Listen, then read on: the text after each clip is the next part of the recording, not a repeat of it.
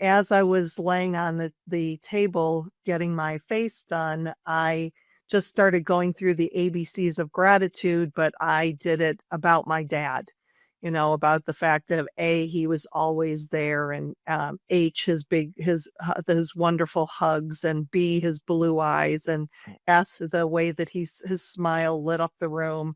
And I was just going through the alphabet one at a time, just thinking about all of those things.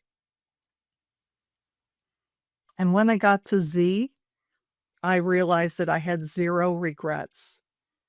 And that was this moment that was so magical, because I realized that, even going through everything that I did with my dad, I spent the amount of time with him that I needed to. And actually, the very last words that he said to me after being unresponsive for 2 days, when I went in to spend time with him and I was leaving, and I said, "I love you, Dad."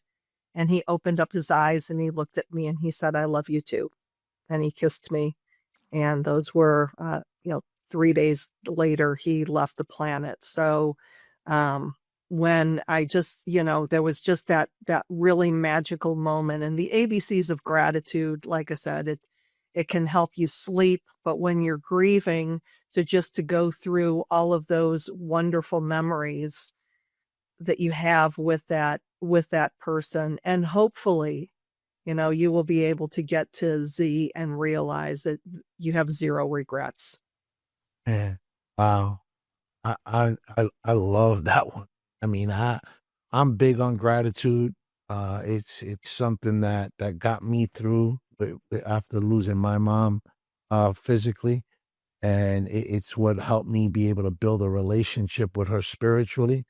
And gratitude also got me through my darkest times with substance abuse. Uh, but man, the gratitude ABCs, Lisa, I might have to borrow that because I love that process. That's powerful, because you hear gratitude journal, you hear, moments of gratitude always. I mean, that you hear it often.